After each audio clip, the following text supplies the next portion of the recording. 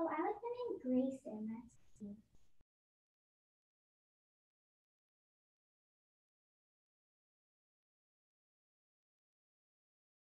me. Hello, everybody, and welcome to the webinar. We're about 2 minutes away from starting.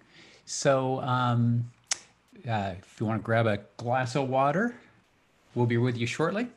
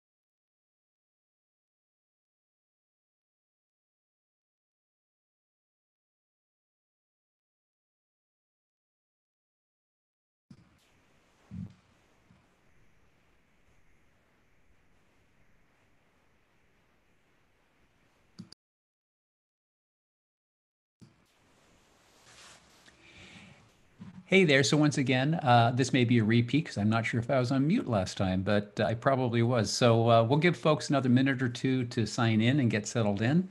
Everybody is on mute. And go ahead and please introduce yourself. And you do that via the chat window. And when you do send your chat, if you'd like everybody to see where you're from and or any comments, make sure they are addressed to all panelists and attendees.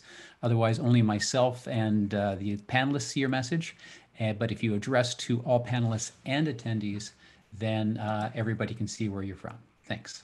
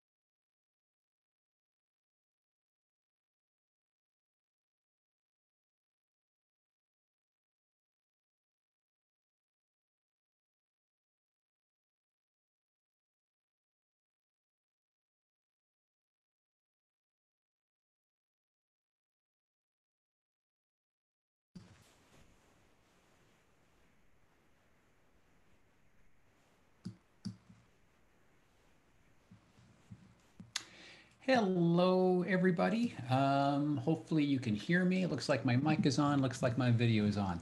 Welcome to this webinar from Zoom Theater on what we've learned so far. I'm Patrick Nims. I'm director at Zoom Theater, and we'll jump in and get started. We're about 83 people in the room, so some folks will probably be filtering in as we go. Let's see if I can find the right button here. Here we go. So here's our agenda. I'll give you just a brief history, very brief history, since the history is brief, on the background of Zoom Theater, what our production model is. We'll go through some of the tech, the main tech pieces that we use, our actual process for how we put it together, what our experience is in the rehearsal, the tech, the performance process, and we'll take a look at our results, because this has been since day one an experiment, making it up as we go along, like so much in today's world. The webinar that we did yesterday on this subject, if you're here again, this is basically going to be the same thing. You're welcome to stay, but just so you know, it's basically the same content. The webinar yesterday was about an hour and a half. So depending on how many questions or comments we get, I imagine this will be again between an hour and a half and maybe 2 hours. Let's see. So just to introduce a couple of our panelists, in addition to myself, I've got some of our cast here. So Vani Kangla is here. Vani, you want to open up your camera and say hi? And I saw Amber is here. Hi, Vani. Hello. Yeah, so there's Vani and Amber. Are you here? Are you on camera? Yeah, well, I'm gonna, hi. Hey there. So, we might be joined by, Vani was in our first show and Amber was in our second show in Lungs. Gregory Crane might be joining us as well. Is that him there? Hey, there's the guy. Hey, Gregor. Good to see you. Hey, Greg. Kids home, but I'll call in. All right, sounds good. And then I think I saw David. So David Yen somehow ended up in the audience. There you are, David. So I'm actually going to, oh boy, let's see if I can find you. There you are. I'm going to promote you to a panelist. David Yen, you should be able to bring on your video now if you like, just to say hi. And Hey! Hey, there you are, David Yen. Promotion. Hi, everybody. Hey, good to see you. Good to see you guys. So for you all, so I talked about this with Vani before. So for David and Amber, we're going to, I'm going to go over some of the tech stuff first. So you guys can go ahead and shut down your cameras now if you like. And then when we get back to the second part about the process, then I'll definitely want your input there, if that's all right. Cool, thank you. All right, so then, so those are our panelists who will be joining me sort of in the, after I get through the first third of the show. Okay, brief history, Zoom Theater. This organization started in March of 2020, so we are now approximately 90 days old. I'm a theater director on the West Coast and mainly working between Portland, Oregon and the Bay Area. And we opened a show in early March and it closed after one weekend.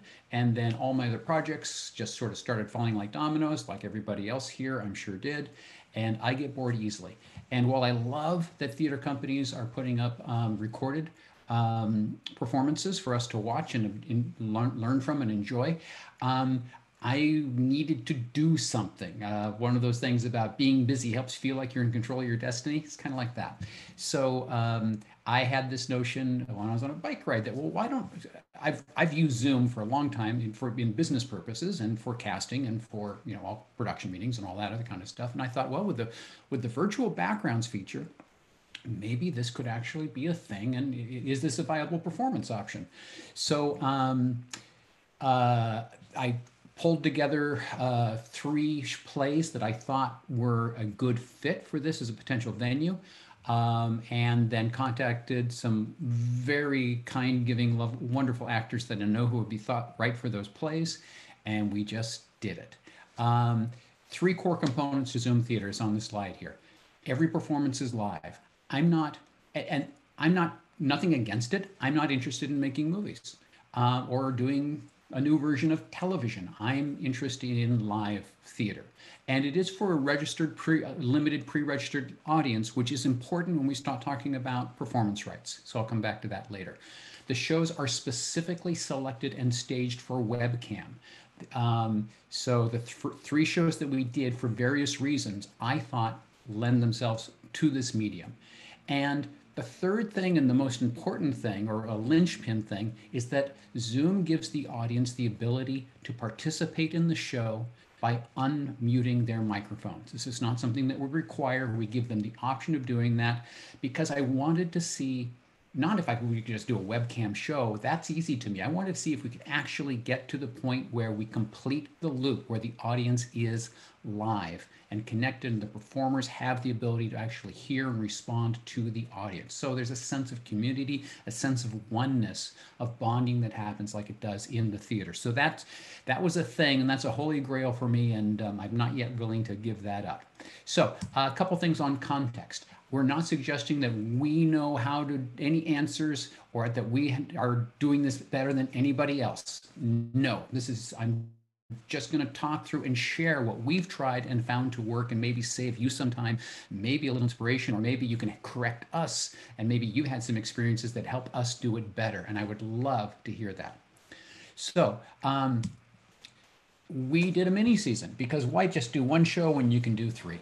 So first show that we put up was Reunion and Dark Pony, two wonderful one-acts by David Mamet from early in his career.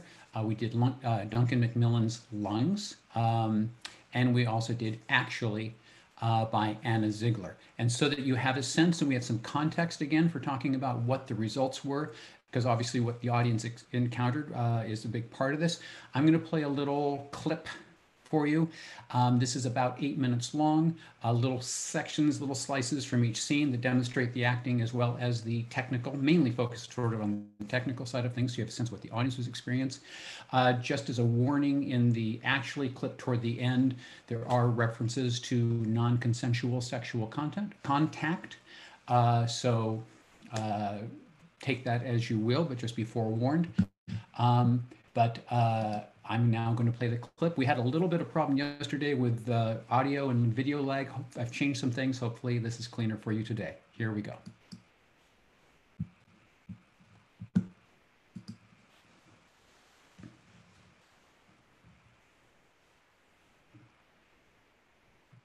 Here we are. Yes.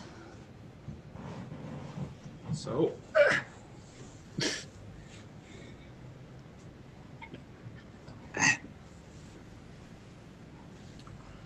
How you been?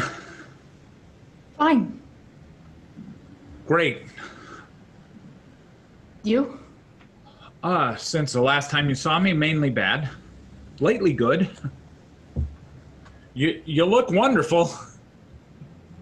You don't look so bad yourself for an old man. And your mother was not such a hotshot either, to get down to it. But Ruth never understood me. I take it back. She understood me. I went in for cigarettes once in a while. I used to go in there all the time. I was there easily twice a week for years. God damn! When were you there? 1969. I haven't worked for the phone company since '55. Hey, you want some tea? I feel cheated. And you know what? I never had a father. Carol. And I don't want to be pals or buddies. I want you to be my father. They drew closer. He cried out with all his strength, Dark Pony, your friend Rainboy calls to you." He looked up, but he was alone. The wolves came closer. He cried, Dark Pony, your friend Rainboy calls to you."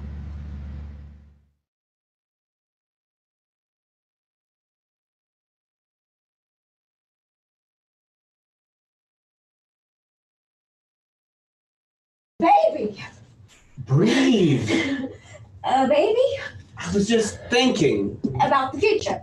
Well, we have to change the way we live. The planet use less. No. Okay? I'm freaking you out. I'm not freaked out. Completely. Breathe. That's not all of it, Breathe. right? Because they become people. Yeah. They become grown-ups. They become actual grown-up people, and they make their own decisions, and they buy their own clothes, and they leave home, They hate you. Ugh.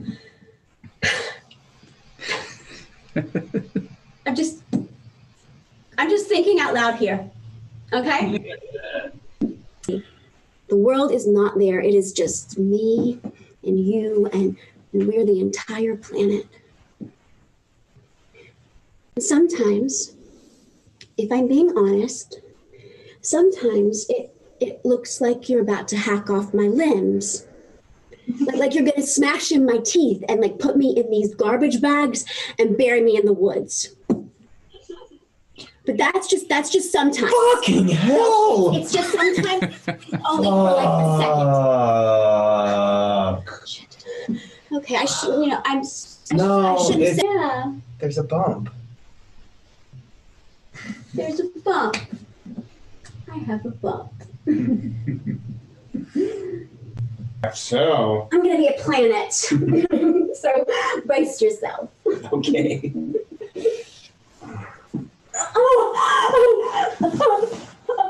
What is it? Oh no. Nothing. Blood. Not this. Not to us. Hospital, No, now! I can't bear this. We're here. Oh, right outside. No, don't leave me. Okay.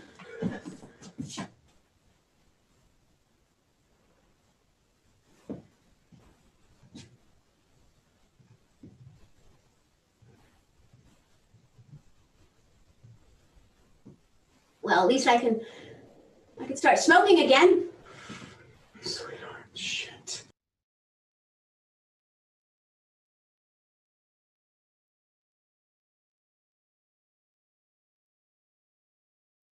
What?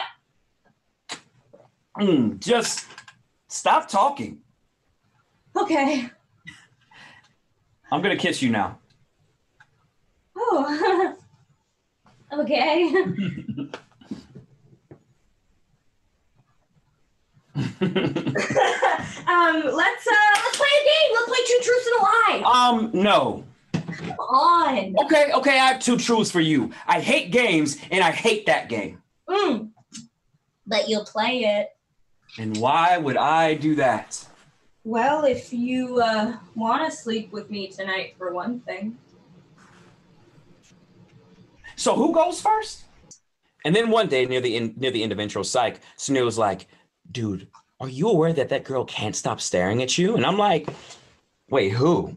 And he points to this girl a few rows behind me, and I mean, she's really hot. Like a Chrissy Teigen, Kate Upton type, skinny, but with enormous tits. And I'm just like, wow. And he's like, no, not her, the one next to her. And I mean, the one next to her, she's not as good, but I'm equal opportunity. She's actually kind of straight up confident, except that she can't look me in the eye and she cannot stop talking. A little thing about Judaism. Whenever something good happens, you assume that something bad is on the way. So I guess that's why I write Amber back, because she looks at me like I might actually pursue something. He wrote back. He said, Amber, party at Cap tonight. Kager? And I'm so excited I write him back right away. Right away. Yo, like within 2 minutes. This girl has no game, right? But, I mean, that's okay. She has no game, so what? And then I thought about how proud I am for experiencing this moment, It just, and the most of all, I just felt lucky, Yeah, I think I just felt really lucky.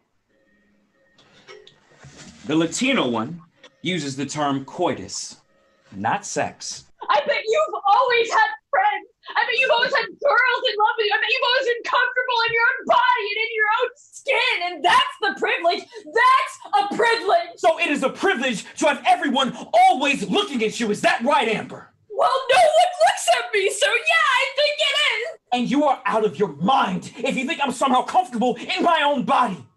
Well, if you're not, maybe that explains why you did this to me. And why are you doing this to me, huh? Do you think I've had it easy or something?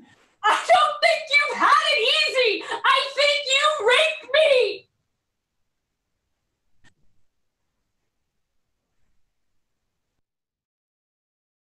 All right. So that's a sample of our mini season, and hopefully that was not too laggy. I saw some comments that it may have been a little bit off.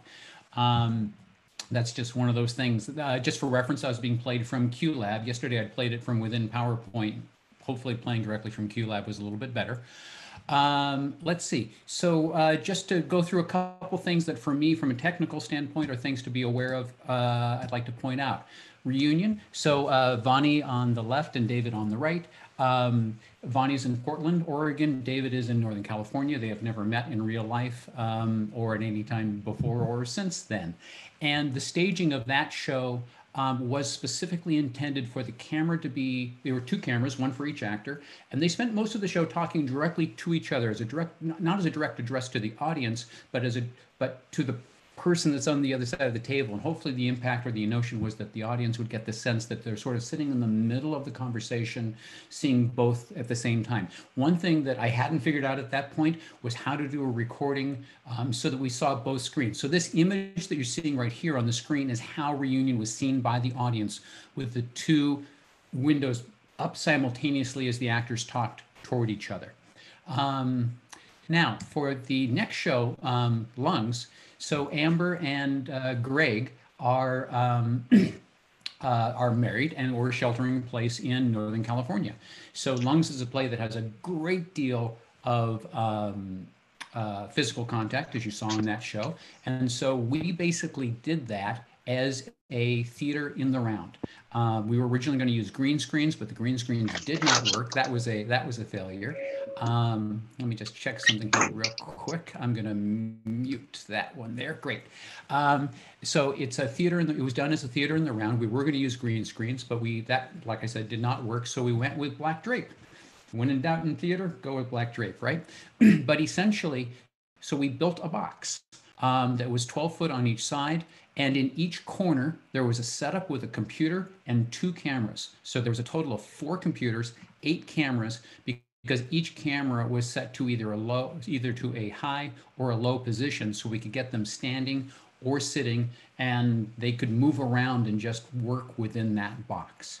And then the last show, actually, Maya and Kevin. Maya was in Los Angeles, Kevin was in St. Louis, so they were 1,800 miles apart when they were doing those scenes, handing that flask back and forth and having those very intense emotional scenes. Actually, as a show, it is written for a great deal of direct address to the audience, so we use the camera only for direct address. And when there were scenes together, we played them as you would play them in a theater, as though they were side by side. And that's where we took the technique of taking an image that was large enough to span both screens, split that in half, and then load each as a background on each actor's computer. And I was quite happy with that, how that turned out. So that's just sort of the background on the specific things on those shows. So production model. So we're going to go through a couple of things here, and then we'll get into sort of the working process. So first of all, which slide am I on? Yeah, so this is sorry, apologize for the back and forth on that. I forgot myself for a moment. This is a do-it-yourself bootstrap situation for us. So using things that were available, what we could get off the internet when things like web cameras disappeared. They all got sucked up into the ether, kind of like with toilet paper, almost as popular. Still difficult to get some of these web cameras and some of this equipment. When we went to do these shows, we applied for rights and paid performance rights for all of these shows.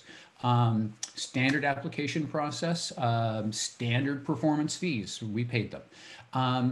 When you're looking at I specifically in our applications, though, in the comments or the other notes section, I made sure that they knew, that the publishers knew, that this was for live broadcast only, no recording to be made available after the fact, for a limited pre-registered audience. So it's not available to anyone on the web. This was not through YouTube, live, broadband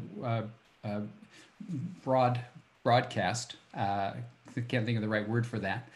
With an audience paying the theater's normal fees, which since we're a brand new theater, we just decided to make our normal fee free, our normal ticket price. So with those, making those statements, then that fit exactly into dramatist's mode for licensing productions. And dramatists, I'll just give them a shout out because they've always been easy to work with. And they, as far as I know, dramatists, the entire dramatist catalog is available for licensing under these under these realms. No media new contract was required from dramatists. And within the business model, I'll get to this, we're not using any union talent because we needed to get this up quickly. So I just didn't have time to wait for AEA or SAG to work out what their rules are. So all of our talent on these shows are non-union. Production staffing. It's basically the same team you would have for, you have the same hats, you have the same roles that need to be filled as you would for a theater, with the exception of carpenter. So you still need a director. You need a set designer who maybe is your background designer, who has some graphic abilities. You want someone to wear the costume hat, because even if the actors are costuming, and yes, the selection of these shows being modern dress was intentional, that was a thing in their favor, so the actors could costume themselves out of their closets. Somebody needs to be wearing the costumer hat. You'll need special effects if you have sound effects or videos that you want to run. You want to maybe thinking about a lighting designer. That's the last person that we still need to bring in, because we're basically just using ring lights. I'll talk about that in a moment. And you need someone in charge of properties. Now, in the first 3 productions of Zoom Theater, I wore all those hats. You also need, but those are the rules that you need. On the performance side, you need a house manager, someone who can do lobby management and monitor the audience and comments, which right now, my normal stage manager, Georgia, couldn't make it. So I'm going to be a little bit behind in responding to comments. I'm sort of keeping an eye on them out of the corner of my eye here. Stage manager to run rehearsals, calling cues, and you'll need a stage crew. And if you do what we did with remote control software, which again, I will get to in a bit, you basically need a stage crew member for each. A single stage crew member can easily handle 2 computers. Easily, well, that's kind of the limit. More than that, they're not going to handle more than 2 actor computers at a time. So that's your basic production staff. Okay, so now into tech. So the thing I want to start off first is the minimum requirements. You don't need much. I mean, this is theater. I mean, yes, you do need a computer or device for each actor, but that's, and I don't want to suggest, and I know that many people don't have a computer or a device for each actor, but it's not as high a hurdle as it once was, obviously. You do, so that's the basic. And then you need a meeting or a streaming service like Zoom or StreamYard or Twitch or something to get the word out. Everything else beyond that is optional and is maybe making the production better, but for schools, educational institutions, schools and education, and or for bare bones guerrilla style theater, you could do this whole, you can mount productions on cell phones if you need to, if you want to. You do also need, yes, I saw a comment here, you do need not necessarily Wi-Fi, but you need a strong internet connection. Now, for most people, that's Wi-Fi. But if you have a strong enough 5G, yeah, you could broadcast off that if you wanted to. You're using, it depends on the look that you're going for the show. Obviously, the less stuff you have, then the more basic, I'll just say, it appears, or the more guerrilla it appears. But that's still a way you can still get it done. Once you have these things covered, you can start working. You can start rehearsals, and then you can add on as you get things.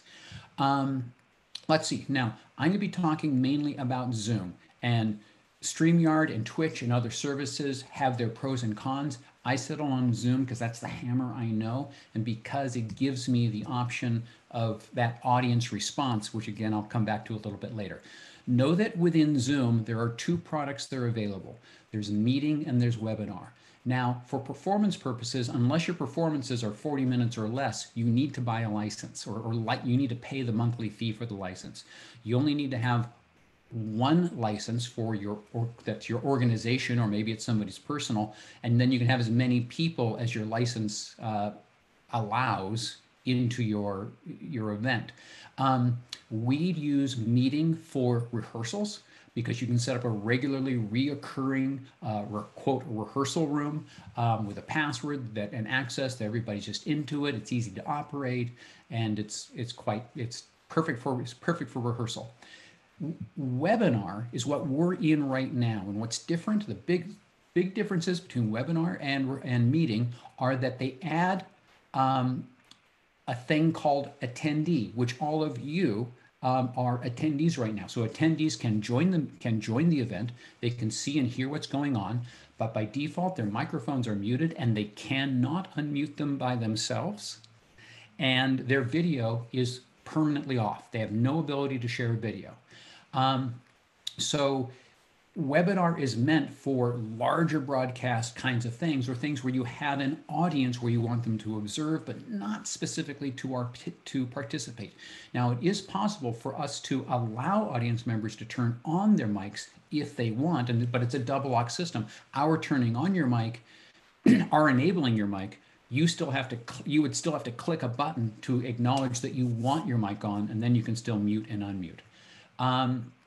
Let's see. So with Zoom Webinar, you can get up to 10,000 people in an event, and Zoom servers will handle that.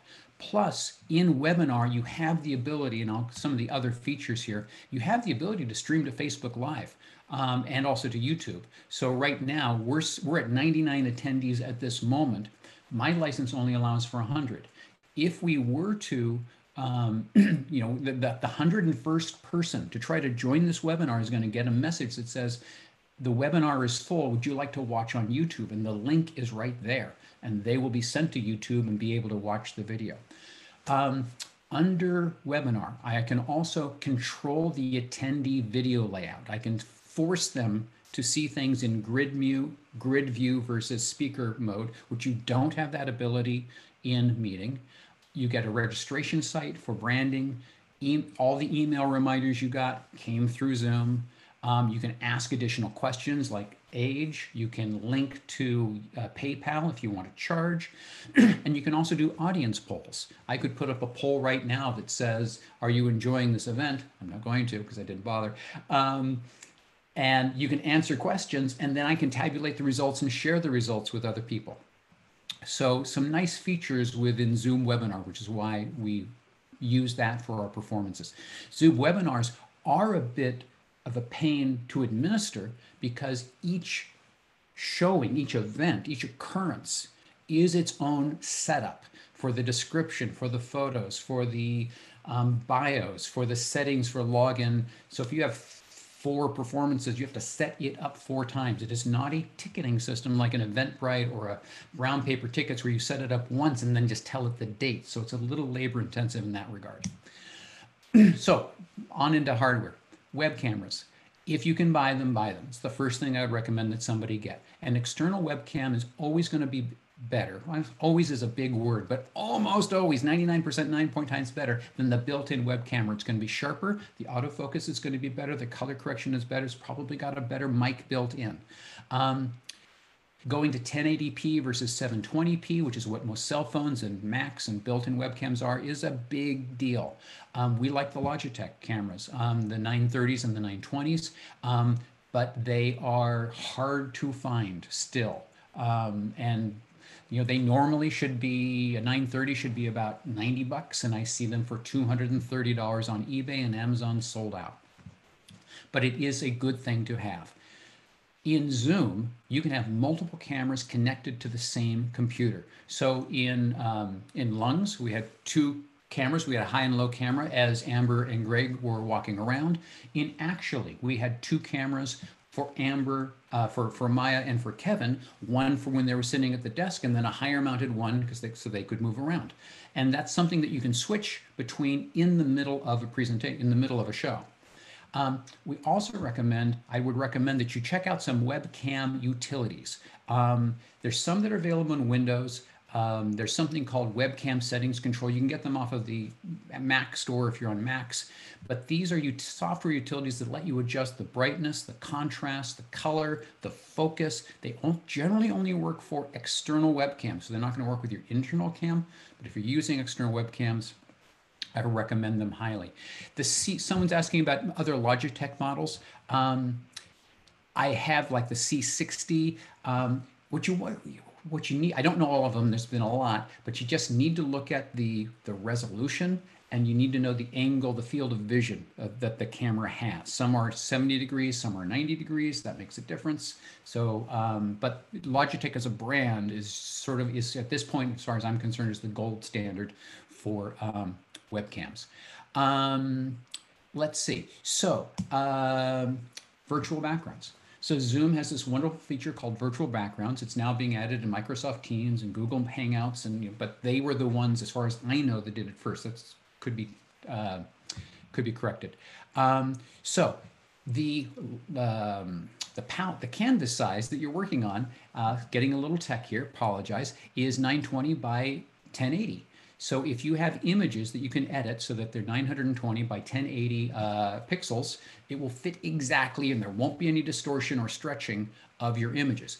As we showed you in Actually, if you come up with an image that's twice as wide as that, 384 by 1080, then you can cut it in half and load it on each laptop.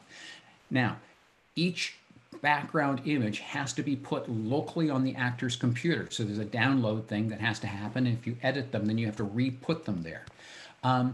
The backgrounds are selected during the run of the show individually, either by the actors or by the remote crew. I'll talk about that in a second.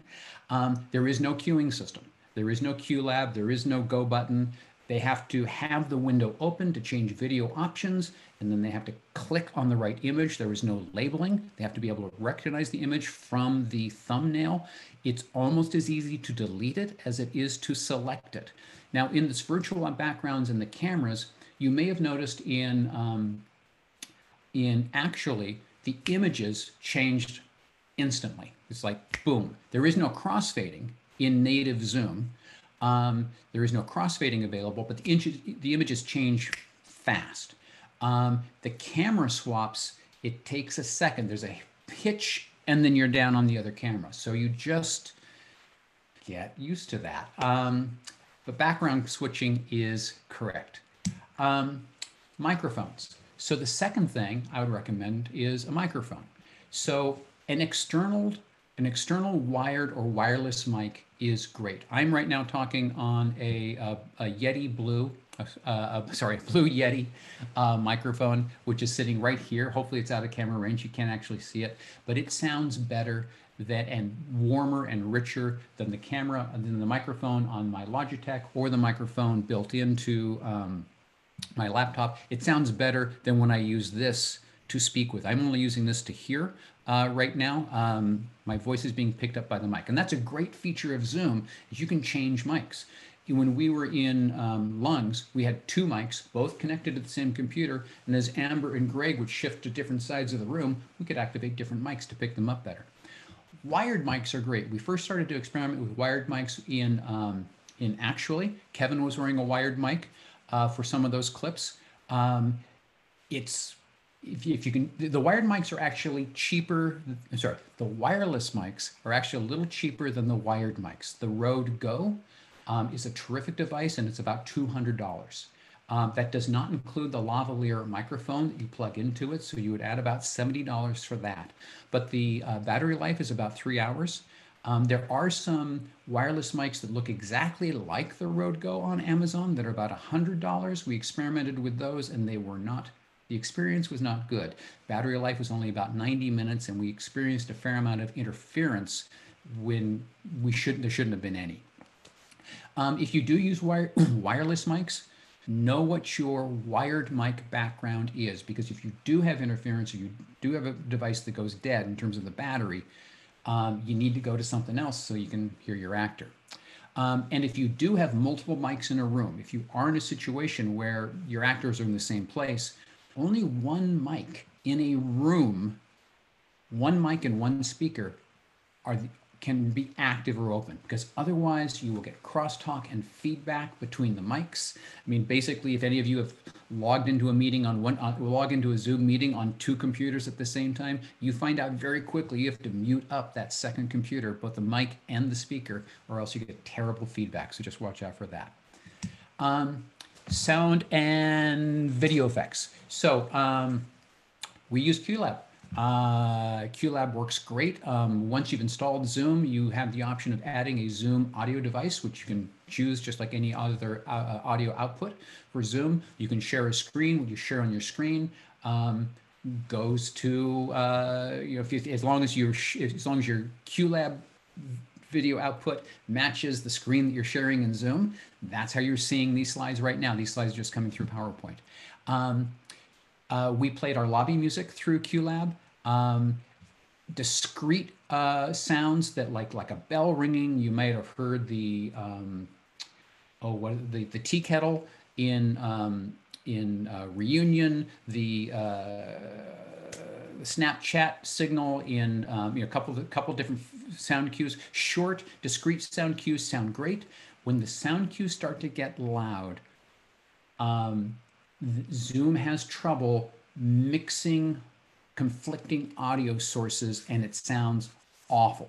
So playing lobby music when no one's trying to talk is great. Playing underscoring under a scene that's even approaching medium volume, your actors won't be able to hear themselves or the other actors, and that's going to be a problem. So you unfortunately have to tone down. Costumes and props, this is all logistics that you just need to be thinking about, because you might need duplicates. Actors need to pull stuff from from their closets, but there may be some specialty items that they don't have. And you need to then ship and get them to your actors if they're not local. I was dealing with actors in different parts of the country, and shipping has been terrible for the last 90 days. So, you got to allow at least a week, and hopefully you can ship faster and pay less for a slower service, because shipping charges are expensive. Audiences love prop handoffs. Whether it's a cup of coffee coming into the screen and somebody else picks it up, or it's that flask going back and forth, or ice cream, or whatever it is, it really just helps connect. Then you have the logistics of getting the same looking thing to two different places, and having actors deal with that. And the actors also then need, so if an actor's handing this person that, they have to have a place to let go so it doesn't fall to the ground, because maybe they're going to get it back and you don't want to hear the noise. So then actors get very clever about little shelf units and places to put things, or where they're going to grab it from when it looks like it's at the same height as the other actor's hand. So that's just logistics. It's not magic or anything, but audiences love it when you do that. Okay, so everything that we've been talking about so far, we did entirely within Zoom. Not because we're trying to be purists, but we're just pushing it to see where it can go. The first thing that we needed to do, that we wanted to do outside of Zoom, was remote control. Remote control. So in Reunion and Dark Pony, Bonnie and David, just using their mouse, you couldn't see their hand always, but they would just sneak their hand out and they would activate their camera or deactivate their camera or change their backgrounds. And for Reunion, that was okay, because there wasn't a lot of changes that were going on. There's 4 or 5 total within the show. But for Lungs and for Actually, there were lots of changes, because we wanted to change the audience's point of view to help tell the story. Ultimately, all this goes to help tell the story. So we basically use remote control software, which is not part of, has nothing to do with Zoom. And this is software that IT tech support people have been using for a decade now, to solve problems on people's remote computers. Maybe some of you have had a tech remote in to fix something. It's the same kind of software that we use then. So they can change backgrounds, cameras, sound levels. There are paid and free options. Team Viewer is something that is a free option. VNC is a free option. Remote Desktop is a free option. We use something called ConnectWise Control, which is a paid option. LogMe and Rescue is a paid option. One thing that, and so basically once the software is installed on the actor's computer, then the tech members of our crew who have the setup and can come in, they have the ability to log into that computer unattended, I can upload video changes, I can confirm camera operation, and it's as the actor is sitting there, if they happen to see their screen, they might see their mouse move, even though, it's kind of like the ghost in the machine, even though their hands aren't on the mouse. So you do two important things. There is some privacy consideration here. So the actors need to be told what is being installed or what you would like to install. They should absolutely have the option to say no. They may have private information that's just not okay for someone to share their computer for performances. Or it may be a work issued computer and that they're just not allowed to have this kind of software on their computer, in which case you just need to, well, you just have to deal with that. In some cases, I have actually shipped a computer to an actor so that they could have a system. And for theater companies, having a MacBook Pro is, a used MacBook Pro can be found for $400 to $500. Not that you want to spend that, but if they don't have the computer or the right equipment, that might be a necessity. Let's see. So and the other thing about this is, so we were talking about bandwidth before, and there's been some comments about, Wi-Fi service. So yes, having not only the broadcast of the event going out, but also having someone come in remotely to control that computer and have their connection not be laggy, you need 3 megabits per second of upload speed per computer at a given site. So if you had 3 computers in the same house or the same location who were working this, and you had remote techs coming in, then you would need like at least 9 megabits per second upload speed to have reasonable performance, because otherwise it'll make everything laggy. And in lungs, there were times when it was a little tight. We were pushing the edge of the envelope with lungs, with 8 cameras and 4 computers and the whole background thing. And so there was a point where it was just getting too laggy, and we had to drop the quality of our video just to keep the performance alive and from lagging. Let's see. So with all of that equipment, Zoom, our business model is that I send boxes, or if they're close enough, I drop them off to our actors, and of the equipment that I think is core to giving the quality of performance presentation that I'm looking for. So I provide the cast with a green screen, each member, 10 by 12 feet. The light needs to come from the front and not from behind, absolutely, light in the sides. We send them a light ring, a 19-inch ring light to get some nice even lighting, and the ring lights have the ability for not only for intensity but also for warm versus cool tone within it. We send them webcams, 1, 2, whatever it is required for that location. With webcams and microphones, you've got to count USB ports on your devices. So we had some computers that had 4 or 5 different USB devices plugged in, and sometimes you have to get a little USB extension hubs and things so that they can all plug in. And then you also need some, if you're going this route, you also need some camera tripods. I'm just using the really cheap ones, like 15, 20 bucks off of Amazon, but it is a thing, because you need to be able to set those cameras come without tripods, you need to be able to set them at the correct height. The other part of the equipment is sound. So we're sending them wireless and or wired mics. And again, those use USB ports as well. I usually include a roll of gaff tape, a roll of spike tape, which will come up a little bit later in terms of rehearsal. And then shipping. Pack well, ship early, and insure the thing, especially because basically the cost of this equipment, depending on how many mics or whatever you're sending, the details, you're in the $700 to $1,200 per actor cost. Now, this is the Zoom model, as I said.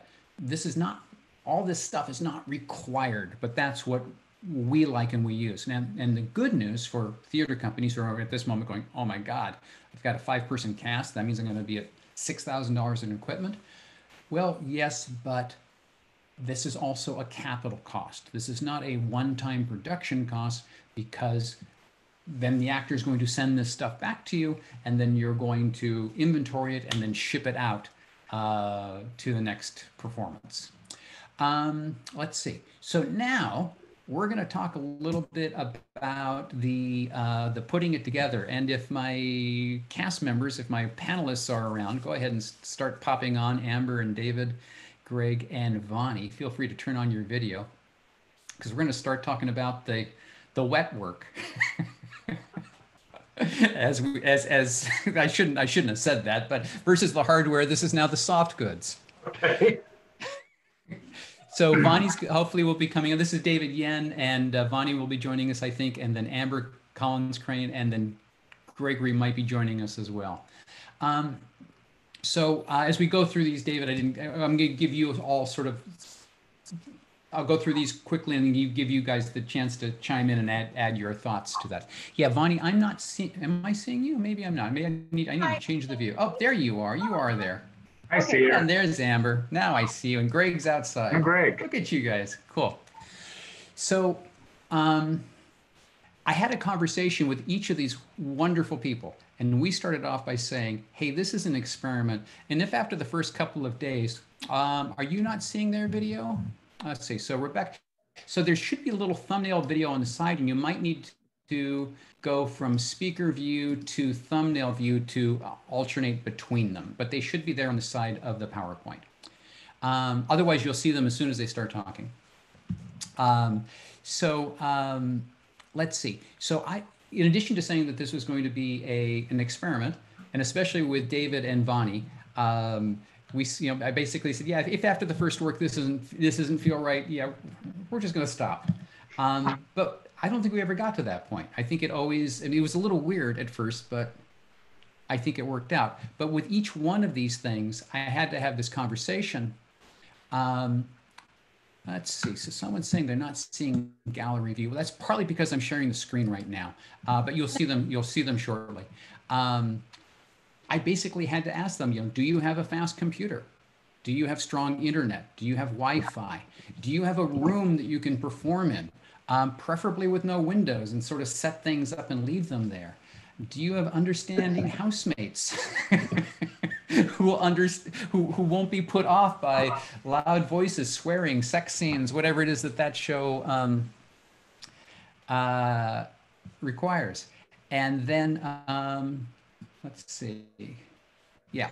Okay. And then especially, and something that I didn't anticipate at all, was sort of the additional responsibilities of self-costuming, the setup of the performance space, troubleshooting tech problems, and then striking, shipping everything back. So anything that any of the four of you want to add to that?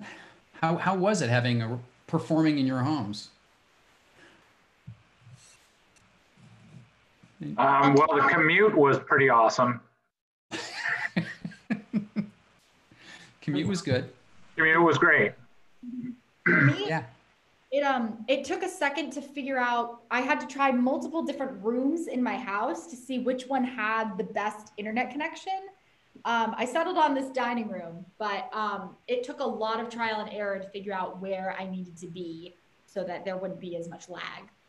Mm-hmm. Amber and Greg, you want to add anything to that? We took over our living room and tried to lock our children in their bedrooms so they didn't hear all the language, because I said the F word 120 times in this play, and see all the sexy stuff that was happening with their parents and scar them for life. So that part was tricky, just working around the presence of the kids. But once we got to the other space, it was actually, I'm just I've said this at one of the talkbacks, but I was so grateful to have that experience as an actor, because it was just a bizarre and different experience to be in this room, telling the story from start to finish without seeing the people and smelling the people and feel right. And it was, it was a beautiful exercise. I really feel like it informed me as an artist. So I'm so grateful for that. Interesting. Yeah, and I just finished another production with Left Edge Theater via Zoom, and some of the environmental considerations that you also have to deal with, like, for example, one of our actors was in a zone that PG&E was threatening to shut down because of the high winds that we were having. So no power, no Wi-Fi, no show. So there's a lot of things that, you know, and at one point, like, we just kind of had to say, well, this is clearly out of our control. And if, you know, there's a storm and the theater lost power, then what would you do? And you have to just kind of think of things that way. But yeah. Well, I really want to thank all five of you, four of you, counting my windows wrong, all four of you, for really just taking on those additional tasks. And it's sort of like, yeah, I mean, there was a point where Greg had to set up 5 tubs of drape and cameras and computers, and it's not his job. So the actors have to be willing to be basically their own tech and to help troubleshoot problems. And I really appreciated that. From my standpoint, talking about some directing things, is that for you directors out there, this will really tax your verbal and mental skills, because the normal ways that you have to communicate don't always work the same. And so, I mean, just me pointing, saying go, I mean, you can't say go that way. I have to know, I have to constantly be thinking, and those who work with me know that I'm challenged on knowing which is my left hand and which is my right hand, or is it anyway. But so those things are difficult to know, keep track of where the actor is in the stage. Over talking is a difficult one. If you have people that are sharing lines, you basically have to split it up and just decide that one person's going to take that line, or someone's going to start it and someone's going to finish, because if they say the same words at the same time, it doesn't sound so good. And also rehearsing it. There was one point with Vonnie and David, I think we spent 5 or 10 minutes just saying the same word at the same moment because of the delay that happens in this stuff. We get a lot of questions about window positioning, and I'll answer that. I'll come back with some options on that later. But at this moment in basic Zoom, the only way to control what window is on the right or the left is in the order in which you activate them. And Zoom will lie to you, because it will always put, if you're in a grid view, your window, your personal window, will always be in the second position. So there were times when Vonnie, I'd say, yeah, David's on your right. And she'd say, no, he's not. Because he's that way on the screen. And so she'd have to do the reverse of what was there. So they just had to take my word for it. Yeah.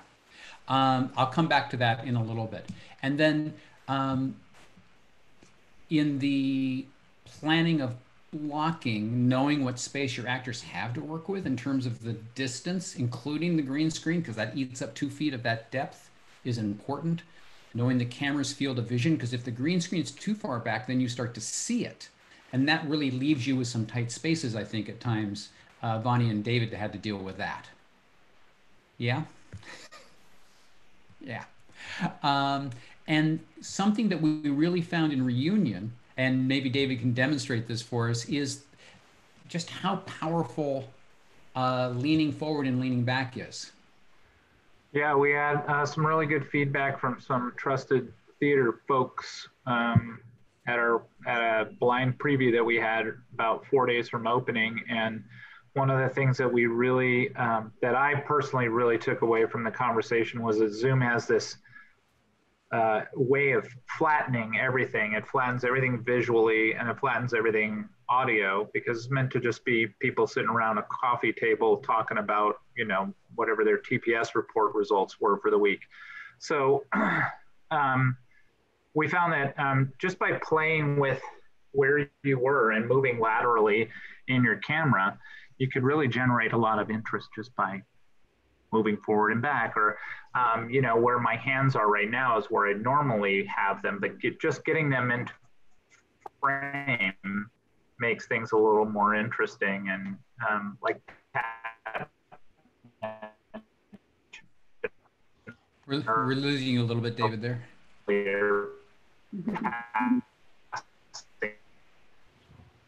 And that's a demonstration of lagginess. Through the screen to one another. And one I'll just kind of, which is really exciting. One other thing I would love to throw in is that something that we experienced, Oh, I'm getting an unstable note. Something that Pat, Bonnie, and I experienced, and I also experienced with my other show, was that things that on stage would take moments to do took us forever here. Things that take forever on stage, you can usually accomplish in moments here. So it's totally. Yeah. I'm gonna move forward, David. We're losing your audio a little bit, but hopefully that catches up there. And part of the director's process is to start thinking about and planning your backgrounds. I'll leave that one there. So rehearsals. So Amber, you and Greg were in the same space. So this is not exactly the same thing, but for reunion and actually, rehearsals were draining for the actors. We started reunion at 3 hours a day and found we needed to go to 2.5 because just acting to a camera. You want to talk about that, Bonnie? Yeah, I noticed after about 2 hours, 2.5 hours, just the eye strain of looking at the screen the whole time. That was particularly taxing. You know, not impossible, but just it's something that I wouldn't experience in a regular rehearsal space that I found challenging. And just having to supply all of the energy yourself that you would normally getting something back from your partner that's not there is very energy draining. Do in the first day of rehearsal, do a Zoom training. Don't assume that everybody knows everything. And that's also a chance you'll get a sort of a checklist of things like, you know, don't automatically adjust microphone volume and little things like that. But to show the actors that everybody's comfortable with starting and stopping their video, their audio, changing backgrounds, pinning windows, how to rename themselves, some of the basic stuff that if, you know, these are things that folks need to know. It's kind of like moving around on stage. So in each of these shows, we spent a fair amount of time doing table work. And I had Maya told me, she said, yeah, that's more table work than I ever did for any of my Shakespeare stuff. So in our rehearsal process, basically for lungs, we did a 3 weeks of blocking before tech, Amber? Yeah, 3 weeks. 3 weeks, and I think we just did 2 for Reunion and Dark Pony. Yeah, I think 2.5 maybe. No, 2.5 including tech. Yeah, and then tech. Yeah, and so approximately half of that time was spent doing table work, and doing table work with the cast, able to work directly, try to form some kind of chemistry directly over the camera is part of that process. Beyond all the other things you're trying to establish with table work. As a director, I always tried to remember to turn off my own camera when the actors were working, because they do not need to see my face while they're working. They don't need the distraction. And I also recommend that you have your actors turn off their camera. So they're not, sorry, I'm going to need to rephrase that. They turn off their view. So you can turn off your video window so you don't see yourself talking. Your video is still on, so the other actor can see you, but you're not watching yourself in a mirror. Anything? Yeah, and it seemed to me in general that after about 3 or 4 days, it somehow felt normal. Amber, do you have any thoughts? I mean, you were there with Greg, but working with a remote director.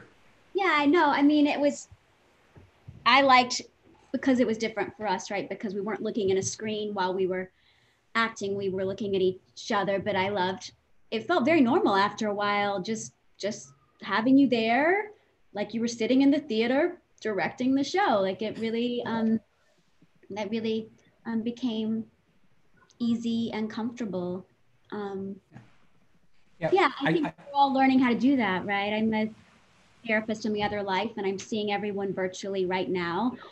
And that energy that you were talking about, we have to take a little extra time. I think someone asked a question about like what would help get that energy from your partner over a Zoom call. And I've noticed in my my work, just really taking a moment and dropping in with my clients in a different way than I have to do when they're in person, like taking a breath together is helpful. Just really taking a second and seeing each other before the words start coming, right? And taking each other in. And so just to address that question that came up. Yeah, and there was a question specifically about, and actually for Maya and Kevin. So we spent a week doing table work so they could get used to each other and see each other's expressions and respond. But once we put it on the feet, when they were doing those scenes, they could not see each other. They never actually looked directly at they never saw each other even in the screen during performance, which is just kind of astounding to me. But when and these are experienced, very capable, very good actors, which is why I wanted to work with them. And I mean, they have had the training to make that connection, to get that emotional bond with their partner, and they adapted and were able to make that leap across the screen. But after about a week, it was just kind of like, okay, great, see you tomorrow. You know, it became part of the thing. Specifically on some sort of acting techniques. Oops, that went too far. There we are. That's the one I want. So we could talk about some of these, but anything in particular, Vondi or Amber, that you found working in this medium? I mean, Well, Greg, I know that Greg had to, and I did too. We had with the vocal modulation. I've never, ever, ever in my life had a director tell me I needed to watch my volume on something as far as being loud. And it was the first time ever with you. You said, you know, you got a little hot there, and I'm like, I was too loud. So that was exciting. But yeah, that's the thing to think about. We don't have to use. We're usually just thinking about that projection and getting it out there, but sometimes we had to actually pull it back a bit so we didn't blow out the microphones. And yeah, the microphones. I'm sorry, go ahead. I was just going to say, having the 360 setup that we had also, I think, really added to the intimacy. And it, you know, it was really smart in the way that it was staged, because you know, you were often thinking about how can we kind of sneak over someone's shoulder and have a, you know, kind of more intimate voyeuristic view. And there was a lot of really smart things about the way it was staged that allowed us to be really natural and provide a very just relaxed performance. Vonnie, do you have anything you want to add to that? Yeah. Oh, I'm not muted. Okay, good. You're not muted. Yeah, it was, I think for me, it was very interesting to be in my home, and, you know, the area of concentration, the area where the action was taking place, was on a little screen. And I had to create the rest of the world around me. You know, I had to, some places I had to put sticky notes and like, this is the correct angle to look up at David, or a sticky note over on a different wall for a picture in the background, and really creating my own world in my house, in my dining room, was a challenge that I've never encountered before. It was a great challenge, and I think it worked out for the best, but that was the biggest kind of jump to this medium. Yeah, and there was a question about, you know, did people spike things? And the short answer is yes, and way more things than you normally would. Yeah, I know that Maya and Kevin, we had them spike where they needed to stand when they were facing each other, because in this environment, if someone's just, you know, 6 inches downstage more, then suddenly that person got taller and the person behind just got shorter. So we had to spike them, you know, this is, you know, put a mark on the floor. And yeah, they had sticky notes all over the place. And I mean, so ultimately, the director's job is to inform the actor what the audience is seeing, right? To be the actor's eyes at the very basic. level, besides just arranging people on stage. That's a role that we have to play. And so with Maya and Kevin, when they were playing those intense scenes, we would have to stop at some points. I say, okay, so Maya, he's like 5 degrees taller than that. And then she would do this because he's 1,800 miles away. And they're practically having us, they have to do a kiss. So it would be like that. And she said, well, if I go on my toes, is that, yes. If you go on your toes, that's, your head then comes down like this. And it's really stupid. But yes, she ended up putting spike marks on her walls with stickies to make it work. And for you all, you just made it look seamless. From every show that we got, it was the sense that, yes, these people are in this environment. Shortening beats. This is a comment we just made early. By the time you hear somebody say something, it's already been half a second since that sound left their lips. So if your actors are working remotely, having them pick up cues and shorten those beats a little bit. If it goes long, it's going to feel really long. And we talked about eyeline, and the voice modulation was a reference to the microphones. These microphones, especially if they are floor mics or desk mics, they're meant for podcasts. They're meant to be about 6 inches away from your mouth. And so you can get too loud. You can easily get too loud for the microphones, and you can easily get too soft for the microphones. The actor has to find a way to modulate their sound into a more medium range without losing the emotional intensity. That's technique. We worked about almost 2 hours per actor per location, getting everything set up, individual sessions during load-in. This is something that needs to happen before tech weekend to make sure the green screen's not too far back, to make sure the cameras are set up correctly, the mics, test out the mics, get the remote control software installed. I do recommend a dry tech if you're having techs run the computers remotely, and so that they can get used to this environment, to Zoom. And then the wet tech or the Q to Q, it will take just as long on Zoom as it will take in a theater. Somewhere in my head, I thought it would go faster. It did not. Not once. It was just as long as it would have taken in a theater. Any comments on the tech process for you all? You want to add? I think we probably took a little bit longer than 2 hours per actor.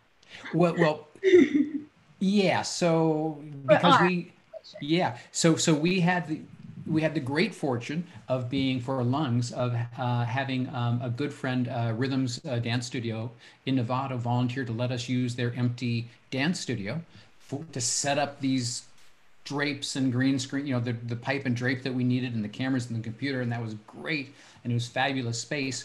It has very large windows practically along the full length of a wall that faces the street and picks up light at sundown. And so our initial setup, oh my God, this isn't going to work.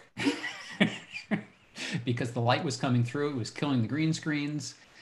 There were no drapes in the studio, which is one of the reasons why we punted and went with black drape.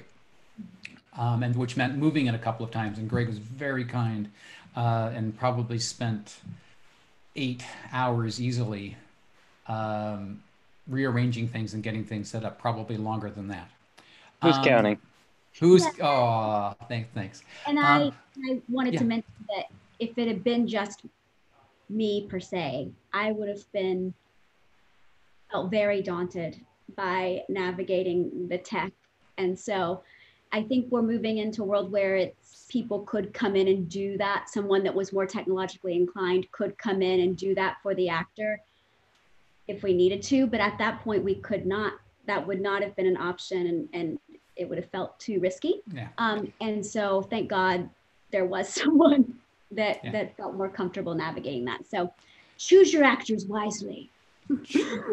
and or if you know that there is going to be an issue with their ability to navigate this tech, that there's someone who can come in and do it, not when they're there, or at least with some sort of appropriate, I don't want to say quarantine, but appropriate consideration for whatever your shelter rules are. I mean, I would have done it myself, but I was 900 miles away. Let's see, dry tech. So basically it's the same as the dry tech, it's a Q to Q. You do want to make sure that I'm sorry, for the dry tech, you do want to train your technicians, same as your actors.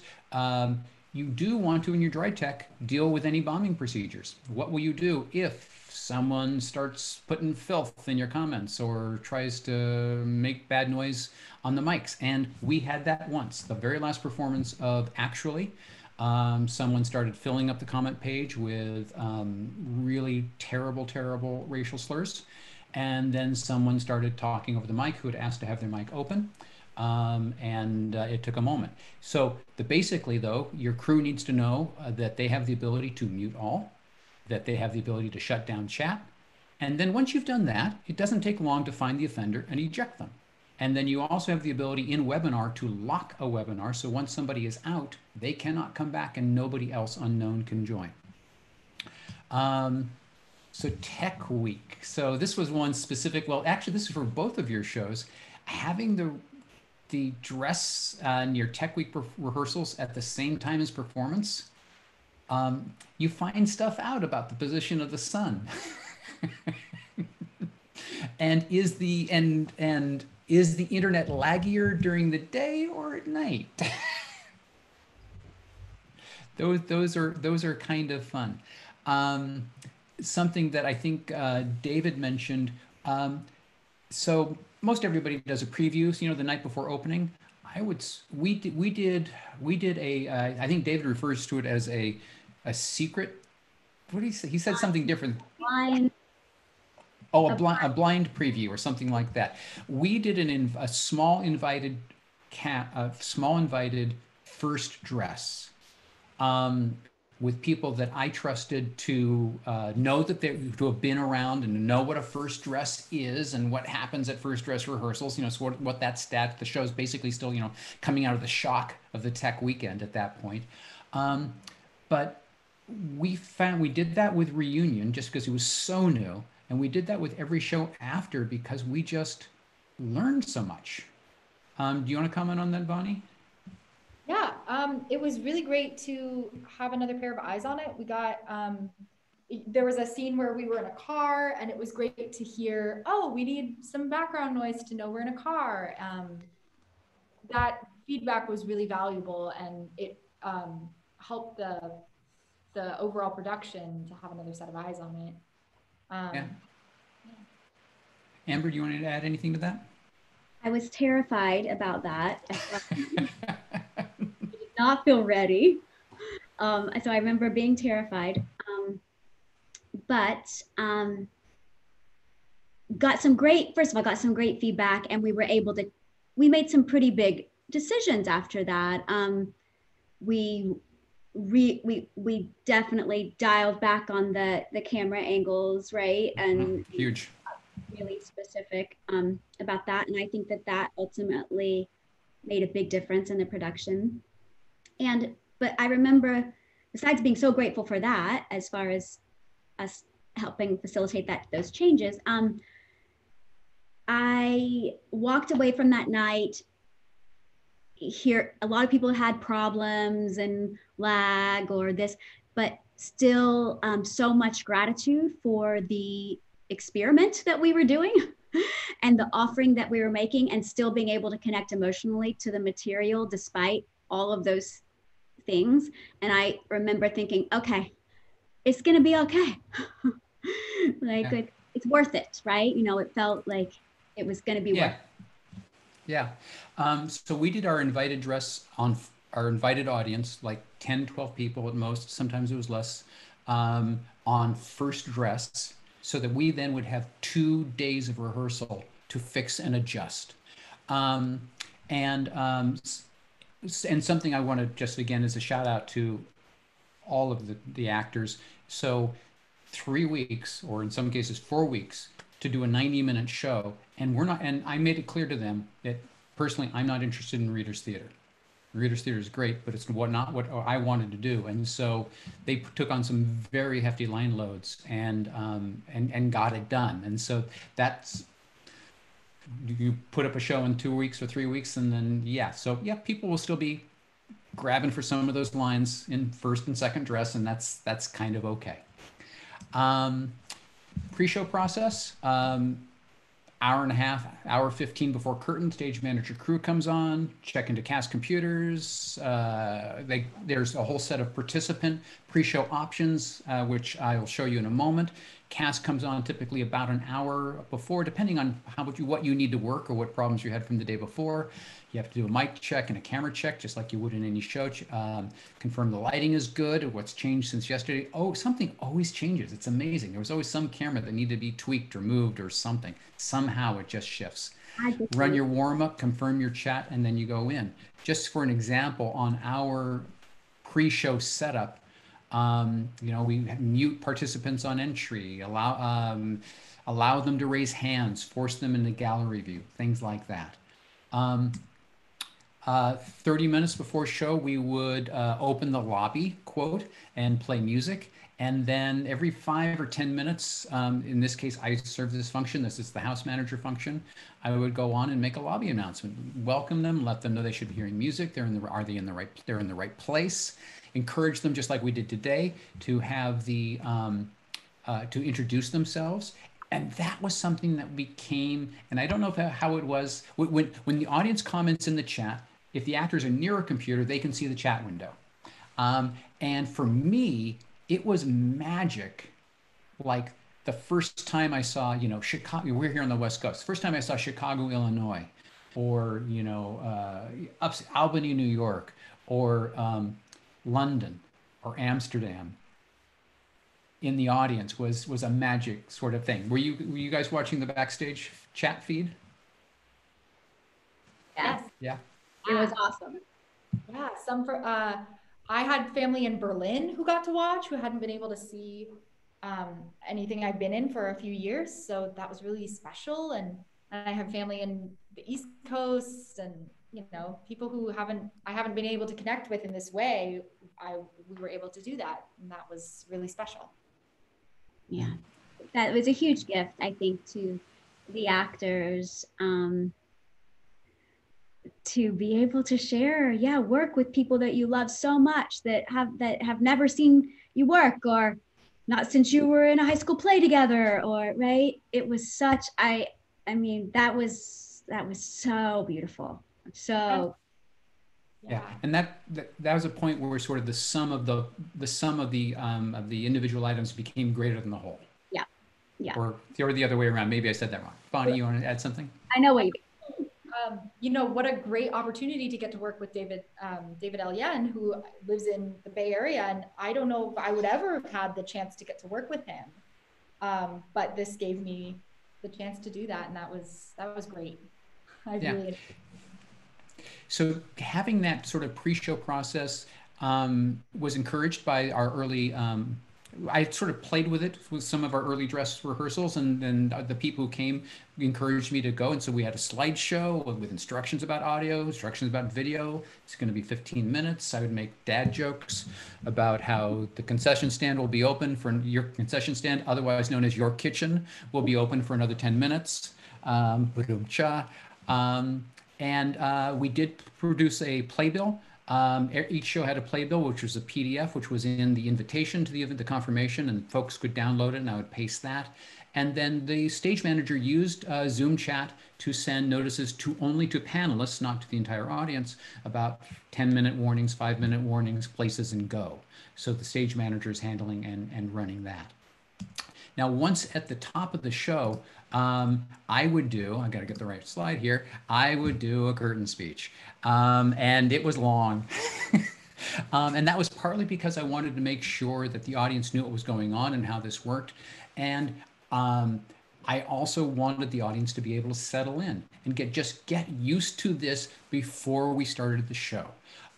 Now, so this is where we talk about microphones. So again, and it may be a Quixotian cause, I'm looking to connect the loop so that the actors can hear the audience audibly respond to the show, just like you would hear the sounds coming from beyond the stage lights from the dark of the house. So we would ask the audience if they'd like to turn their mics on, to click the raise hand button so they could raise their hand. We would tell them, and then we would unmute their mic, and they would have to click something to allow it to be unmuted. we would warn them that, you know, they should only do this if they're in a theater-like environment where they could pretty much guarantee there weren't going to be any weird or extraneous noises that might otherwise interrupt the performance. I would tell them that this is an experiment, like the early days of television. Just let them get used to that. And then for folks who did open their mics, I'd have them say hello to me, and we would hear their voices, and we would have them clap. For any given performance, I never had more than probably 20% of the audience decide to open their mics. And I'm going to assume that's because they just had no interest in that, or they knew that their sound situation was unreliable. And in terms of my participation of listening to it, I never heard during a performance any audience sound that was worse than what I've heard in a live theater. So did I sometimes hear somebody munching something? Yes, I did. Did I sometimes hear somebody creaking in their chair or rustling their clothing? Yes, I did. But there's only one case where I actually had to mute an audience member because of sort of an ongoing sound. So Vonnie, now none of these shows are comedies. I have to say that. So it's not like it's laugh out loud funny, but they all have humor in them. So Vonnie, do you want to comment about hearing how that was for you, having the audience? Did it matter? Yeah, to me, it was really rewarding to hear feedback, because it does, you know, I'm connecting with the other actor and we got used to that, but it was easy to forget that there was an audience because they're not in the room with you. So for me, it was nice to hear, especially little or little chuckles or little, you know, that was great. My favorite though was someone's walked in the room and said, "Who are you talking to?" That was great. I also was able to watch both lungs and I had my mic open for both of those. So I got to experience it from the other side as well. And there were definitely moments where I would make a sound or something and be like, "Oh, I hope they heard that." You know, I hope that came through my interest in my, you know, involvement in the show. Yeah.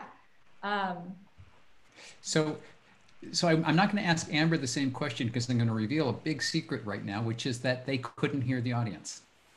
The other audience members could hear the audience, but we on opening night, we had a malfunction with one of our speakers, the speaker that we were using that had worked through tech and through dress rehearsals, and it just wouldn't come on.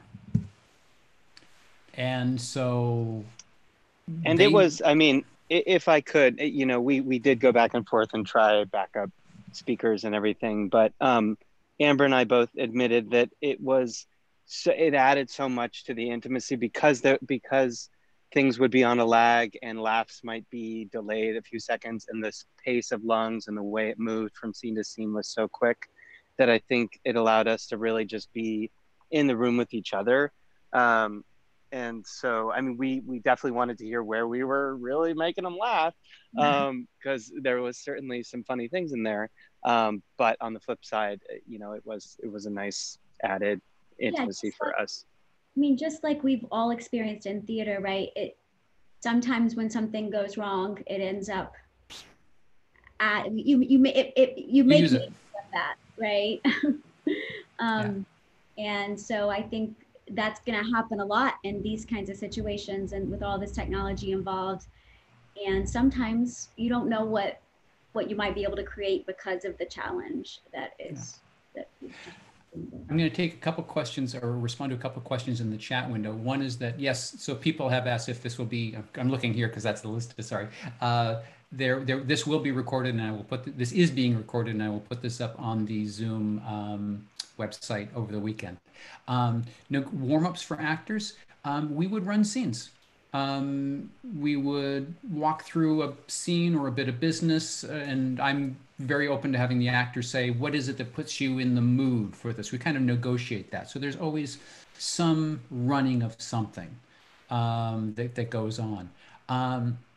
There's a question about if an audience member laughs, so does it disturb the sound quality for the actor speaking?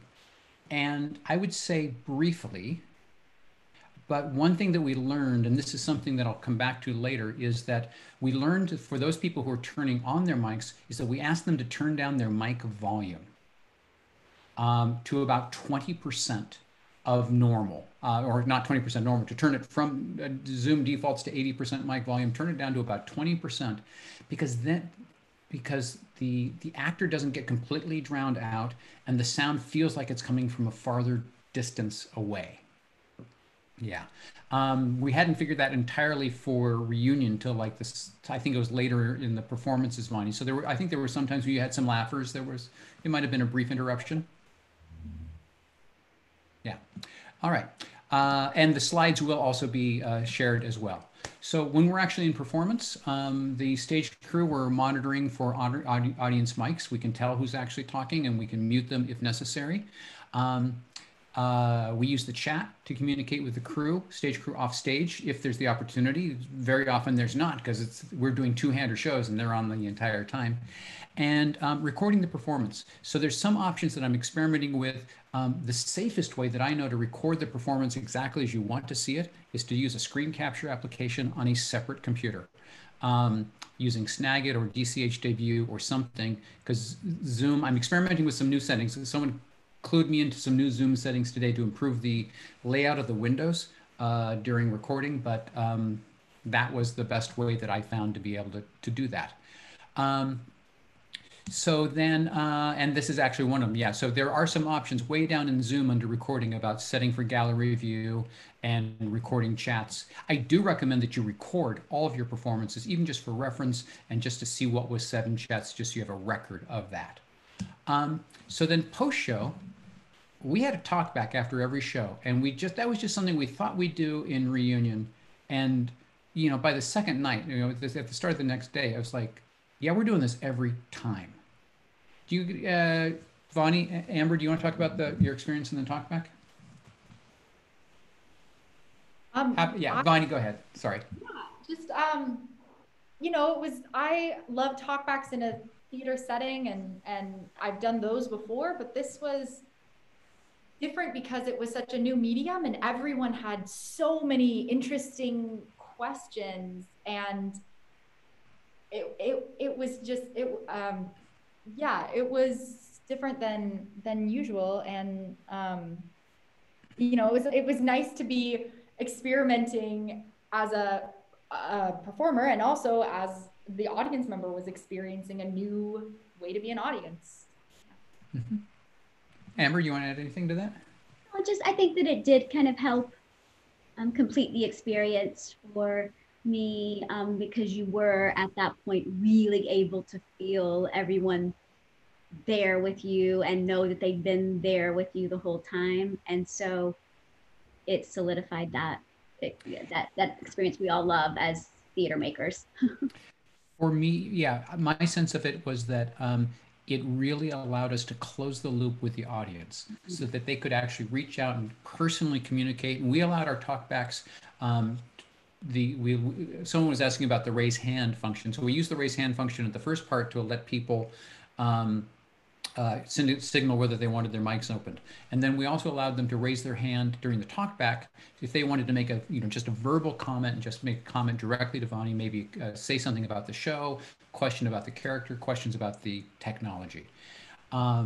It was just, yeah, for me, it enabled that human communication. Then you get that other loop of that where someone would say, yeah, hi, yeah, it's really late here in Melbourne, but I'm really happy to be on this show. And it's just, again, it's just sort of that excitement.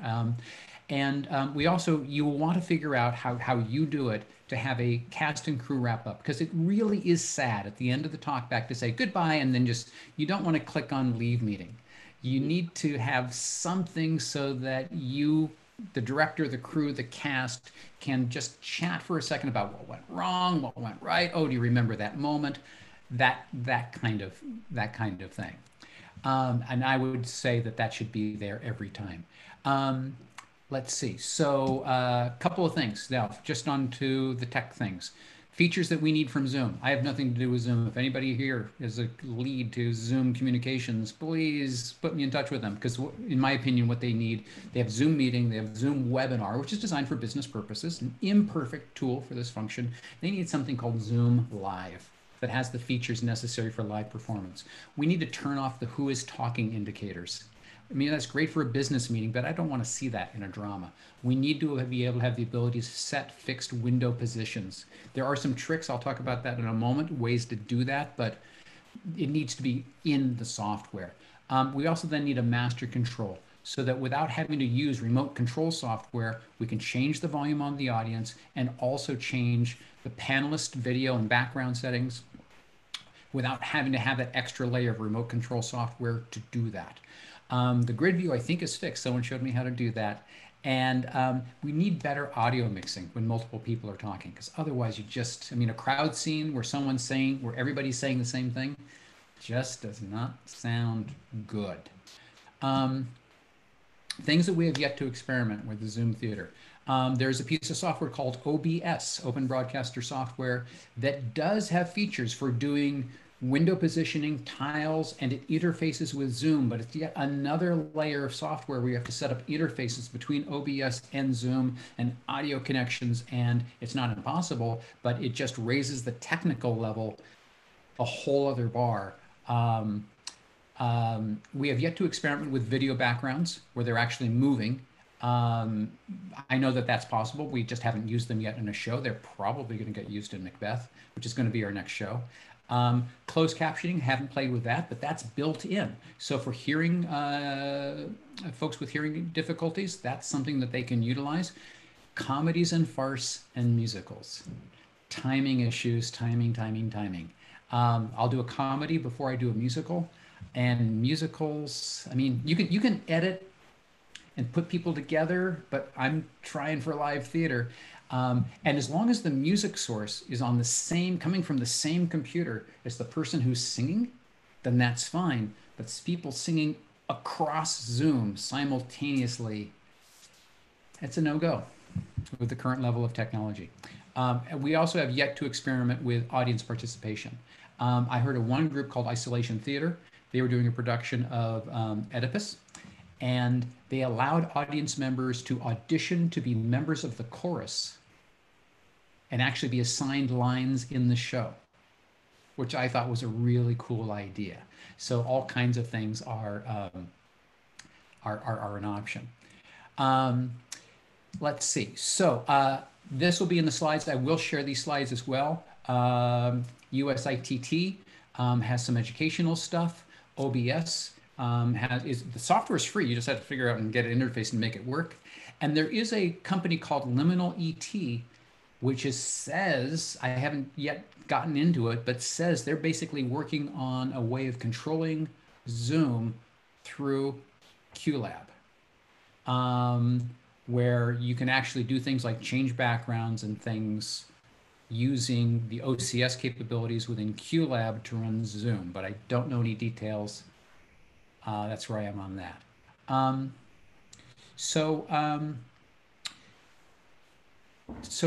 Amber and Vonnie, you've both, and Greg, you've talked a little bit about sort of that you did find satisfaction working just through the experience. It was worth that for you? Yeah, I think personally it's going to inform just what the story of what this time was for me, right? Which I think is important. And yeah, I feel like I learned so much about my habits and my limitations, but also my strengths as well. And so that was great. And I feel, very connected to you, Pat, and we've never worked in any other. No, this is the only show we've ever worked on together. I feel so much warmth and connection. And so that's always nice to be affirmed that, no matter what the times throw at us, we can still find and continue to grow our connections and our relationships in that way. So. Thank you. Bonnie, anything you want to talk about the general experience, the overall experience for you? Yeah, it just kind of reaffirmed that artists and creators, we're resilient, and we don't, we find new ways to create art and get our messages out there. And it was really, I mean, Pat and I were lined up to do a show in May that got postponed, and it was great to have something to, at base level, it was great to have a distraction and something I could put my energy to while, jobs were falling through, and the world felt like it was ending. And it was a really wonderful experience to have, and I'm grateful for being able to be a part of it. From my standpoint, couple of results here. Doing theater over Zoom or over the internet is not a replacement for a live theater. I am so looking forward to getting back into a live theater, but I do believe that it is a fully viable performance medium. Like I said, a Zoom live version would go a long way toward making this even better, to take the rough edges off the thing. For Zoom theater, this organization, we're going to keep our admission free. That was started as free because it was an experiment. I didn't know how it was going to pan out, but I've learned enough that there are so many variables that are beyond my control that could adversely affect the audience's appreciation or experience in the event. I mean, their internet connection, their equipment, their monitor, their lighting, that I don't feel comfortable charging somebody. And maybe I'll charge a nominal price, maybe $2 just to get past. That's one way of keeping the trolls out, is make them put in $2 just to get the access and the key. But I don't want to have to deal with someone complaining. To be perfectly honest, I don't want to have to deal with getting into refund hell because someone's telling me because it was laggy. But that's totally beyond my ability to deal with. There is, for me as a director, the satisfaction. I mean, I just felt like I was connected to all of these wonderful people that you're seeing here. Reaching larger audiences someone came in from Kenya, Nairobi, Kenya. We had an audience member. We had audience members from Peru, from Costa Rica, from Australia, from Melbourne, from New Zealand, London, Amsterdam. I had no idea that was possible or could happen. That was just thrilling. And we also had some comments from patrons who were unable to get to a show. I mean, they would say, yay, no parking, no BART, no downtown. Now, there are times when it does feel lonely. For me personally, it almost felt like the end of every performance was like closing night. If that, right? The end of a performance is one thing, but because of this distance, it felt a little more lonely. And so I think it's something that we would talk about and sort of acknowledge, but know that we're going to be back together to do it again. The audience mics and the feedback. So that is a mixed result right now. I have people who tell me that I'm insane for wanting to have audience mics on. Why would you even do that? But for me, the people are going to come to theater. I mean, we bring 5,000 people into a theater. That's insane, if you ask me. I mean, it's just as likely to go wrong. Again, as I said, 95% of our audience members decided not to unmute their mics. That's fine. I think that audience members, this is a new behavior. Vonnie might be able to comment on this, but we're not used to having people be able to hear us if we laugh when we're watching TV. So that's a new learned behavior. It's different. And the other thing I'll say is that, though, when it worked, and this was actually a function more of having the right audience. So actors will tell you every audience is different. Same here. And on a couple of nights where we had just the right laughers, the people just have that not overpowering, but warm, reassuring, and appreciative chuckle. When you hear that, it's just like, wow, it was just great. Do you have any further comments on being an audience member, Vonnie? Well, I remember the first time I saw Lungs, there's a little twist in it, or a surprise. And I remember going, and then thinking, oh my gosh, they totally heard that, didn't they? And that was really fun to just that was my gut reaction. And they heard that, or maybe they didn't, but They could have. Yeah. And then I do think, especially for all theater companies, I think this is part of your future. I think this is a tool that you need. I mean, there's theaters who think about, God, I wish we could have a small play series, but then we have to have a house and we have to do it on Zoom. I mean, the 3 plays that we did, Reunion Dark Pony, Actually, and Lungs, they are known plays. They are not big draws. They're 2-person plays. And this part of the reason why I chose those plays, I liked them. I thought they were appropriate. I also didn't think I'd ever get to direct them in a theater. To have that wonderful opportunity to be able to work on this work. And because they're niche plays, well, because Zoom allows us to draw from way out of your physical production area, we were able to fill house. There was a question about the seats. So we capped our audience for licensing. We told dramatists we were going to cap our audience at 100, which we did. We did not do our stream our plays to YouTube. We typically, we sold out many shows.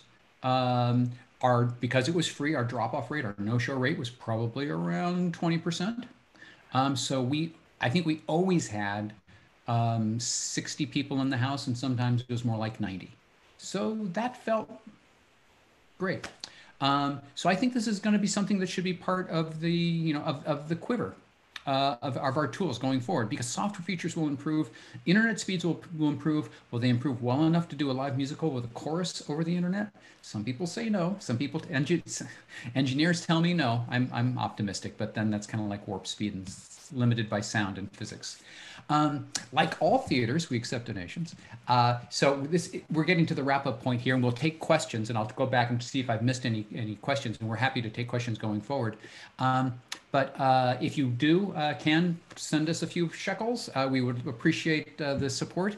And zoomtheater.com, there's a donate link there. And at this point, then, we're going to try to do questions. And so we're going to allow you either to type in questions on the chat, or you can click on the raise hand if you'd actually like to speak to myself or any of our actors. I have a question. The cost of production, the highest single cost was licensing rights. Well, aside from the capital cost of the equipment, which was a one-time cost because the same equipment was used in every show, the rights were the single most expensive cost. And then we took the donations and split those between the cast members and charitable groups. David Farmer has a question, and I'm going to allow you to unmute yourself, David. Are you there, David? I am here. Can you hear me? Yeah, we can hear you just fine. What's your question? So I had 2 things. I do have a question, which I think is question or comment. Question or comment. Okay. So first a comment, and just a helpful thing, I hope, is if anyone's struggling to get hold of a webcam, I found this utility called DroidCam, which is open source software that allows you to use your smartphone webcam as a webcam source for your PC. So I think it outputs at HD and not full HD. But yeah, you can do it via USB, or you can even do it wirelessly via your internet. And yeah, basically when I couldn't get a webcam for work, that's what I ended up using. And it's a little bit hacky because it's open source, but once you've got it running, it's absolutely fine. So if you're struggling to get a webcam, that's a helpful thing. Just search. So and you said that's DroidCam? Yeah, DroidCam is the name of the thing. And I think Dev47 Apps is the thing. I can put a link. I'm not affiliated with it. It's freeware that I've used and I think is really good. Great. And so question-wise, in some of the chat back, I've seen every performance, and I've loved it. Like I've really appreciated the theater, and I've really appreciated seeing just the increasing sophistication and complexity of every production. It's been great. And you've mentioned in several of the chat backs and tonight that you are not interested in making movies. So when you go to the theater and you see something live on stage, the distinction between that and a film and something being framed, etc., is really obvious. But when you're watching people act live on a camera, that distinction becomes a bit fuzzier. So can you talk a little bit about, for you as a director, where you think that distinction ends? I mean, where's the line for you when you're framing a shot or something between this is a movie thing and this is a theater thing? That's a really good question. And part of that bias on my part is simply because theater is what I do. And I wouldn't presume to say that I was a movie maker or had the skills in that. And so I think I look at the camera and this is an obvious thing, but for me, the position and the usage of the camera is to tell the story.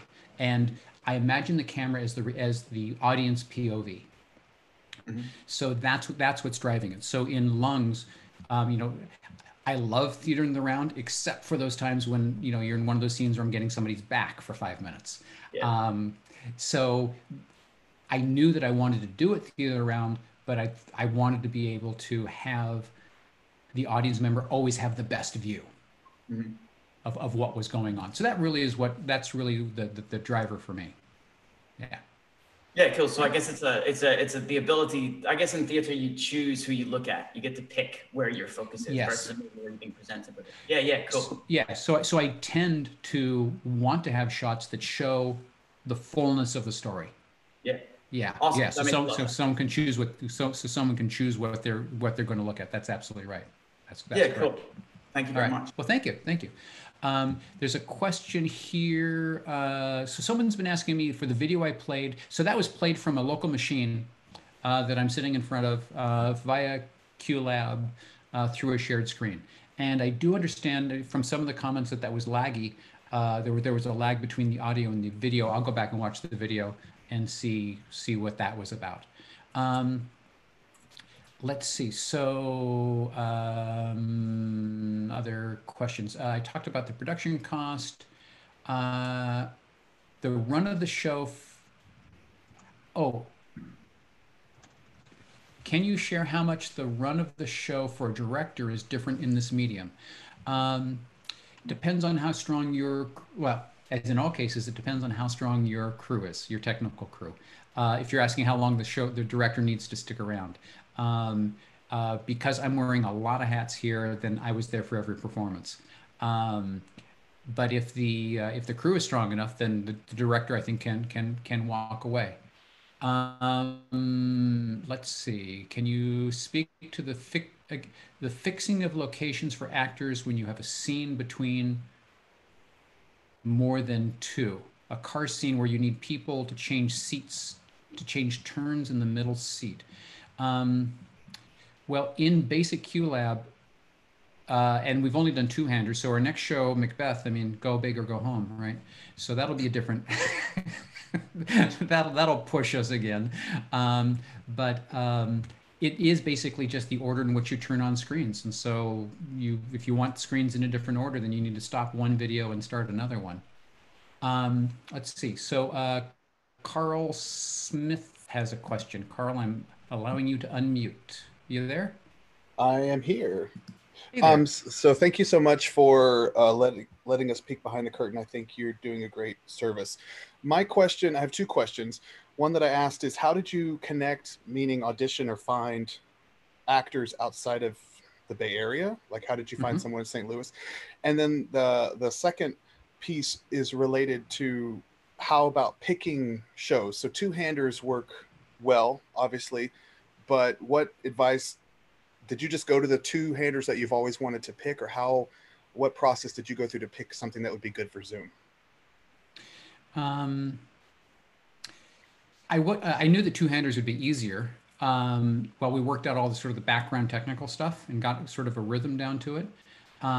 So shows that are more about ideas than specifically big stage machinery or colossal stage effects. And all of these three shows were very much idea-driven, relationship-driven shows. And I think those are the ones that can work well, because you do get what you do get from Zoom is the audience being able to sit this close to the camera. And my own personal experience is that, I mean, if I was this close to an actor in a performance, I would be uncomfortable. They'd probably spitting on me. But beyond that, it's just too in my face. But sitting this close to the camera does let you bring the audience in very intensely, that you don't get on hardly any stages at all. There was a second part of that question, but I don't remember. I may have lost. It was about how you connected or found actors that were not in your local region. So so For the first two shows, Vonnie and I and David and Amber and Greg already had a previous connection. I had only actually worked with David on stage, and the others I just knew from their work that they felt right for those parts, and that was a good guess on my part. Kevin Miner, who played Tom in Actually, I did have a local actor line up who dropped out, and then I went to backstage and I started posting on Facebook groups, and then I had him he submitted audition video, and we just did that. We just did the video audition thing, which I've been doing for a while. I think most actors are used to doing regular audition videos. That's just part of the business these days. But that was yeah, I had a couple of candidates and he auditioned and he was great. I had a question here. Is that answer your question, Carl? That's perfect. Thank you. Great. Thank you. Let's see. So I had a question here. What did we originally have on the green screen for lungs? That's a good question. And I didn't know. Exactly. I was thinking maybe some nice light pine paneling. One of the things about lungs that makes it a great show, it is specifically written, it's in the directions, no furniture, no props, no miming. That's part of the stage instruction. And so that was great. But one thing I did learn, and this was another reason why as soon as I saw it, I dropped it. Zoom, whatever you put on the virtual background, it's flat.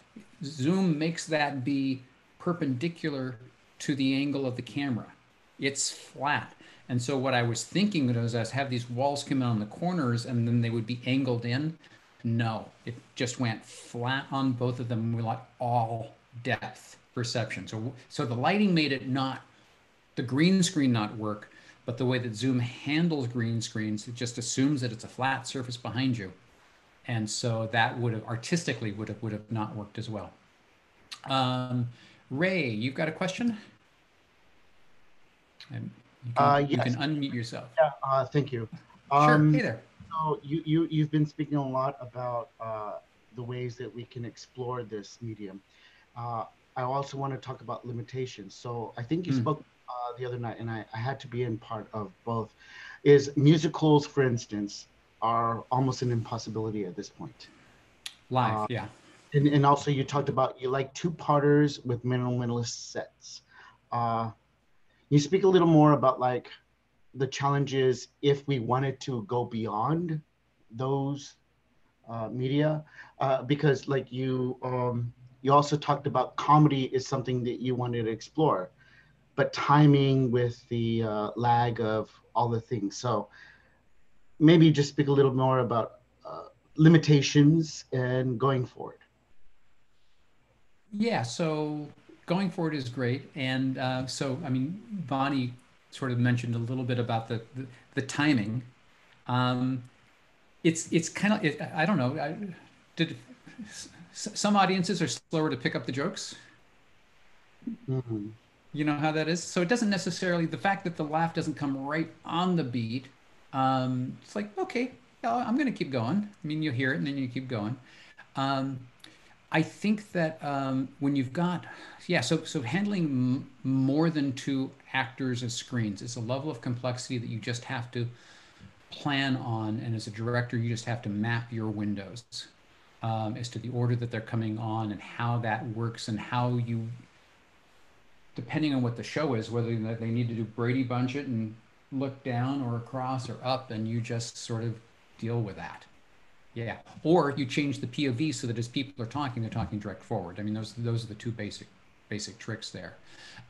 Musicals, I think, are doable as long as one person's singing and they have the accompaniment tracks coming from their own location. So if you're doing the last 5 years, you're probably good. or Floyd Collins, maybe, if you cut out the numbers with the big chorus, those shows that lend themselves to that. But just the trying to get the timing down of singing across the internet with a half-second delay. Oh man. Yeah, I just can't see that. Let's see. Amber. I have to depart now, and I just want to say goodbye to everybody. And Thank you very much, Amber. Greg is here and representing now. All right. If you guys any questions. Okay, I'll see you guys All soon. right. Thanks for popping in and be part of it, Amber. Thank you very much. We're getting, yeah, we are starting to get to the end. So if you have questions, then let us know. I think, Ray, I answered your question. Anybody else out there? I'm not seeing any questions on YouTube. I will say there are a couple questions people asking about green screens. The green, if you have an actual green screen, the fabric hanging behind you, the green screens are, Zoom technology for green screens is really pretty great. You don't have to like stretch them super taut. You know, it handles all kinds of inconsistencies that I was surprised that they didn't deal with. Any reason not to use the large meeting format? I'm not sure. That's a question, and I'm not sure what that means. I don't know if you mean by large meeting, you mean the content or the display format that I'm using here today. I didn't think about it that much. And I have not used Restroom IO for rebroadcasting, partly because I'm still hooked into having that feedback for sound. And I'm still pursuing like that holy grail. Someone says Sondheim, holy grail, Zoom Sondheim. I mean, Sondheim would be company Sondheim. Yeah. Oh my God. Right. You have to be careful about your show choice, but I could definitely see that working. Greg, you were offline for a little bit. Is there anything that we missed or that you want to add? No, I was listening. I just had my screen off so I could take care of the kids. But no, I mean, I just wanted to add when you guys were talking about what the experience meant, and just wanted to echo how I was really grateful for it. You know, it was certainly a time of fear and uncertainty, and you know, being able to work with my partner was just like a real gift. And it was nice to be able to work in our house for a while, and then also to have that escape to the space. So we're really grateful to the folks at Rhythms for letting us use their space. And I'm excited to see how this medium evolves. I don't know if I've told you this before. Maybe I have. So when we were rehearsing Lungs, I had a camera and I was watching them do their work, and I could see the hallway. More than once I saw the kids sneak out of the room and then sneak back. Right, as multiple F-bombs. As multiple F-bombs are going on. Was really smart, you know, because you knew that you were going to eventually have these four corners of cameras. Luckily, my wife and I both had a laptop, so we had, you know, we had a kind of kitty corner camera setup. So Pat was really smart in being able to block it and think about camera angles throughout the whole process. So it wasn't just something that was left to tech, and we could really stage it with that in mind.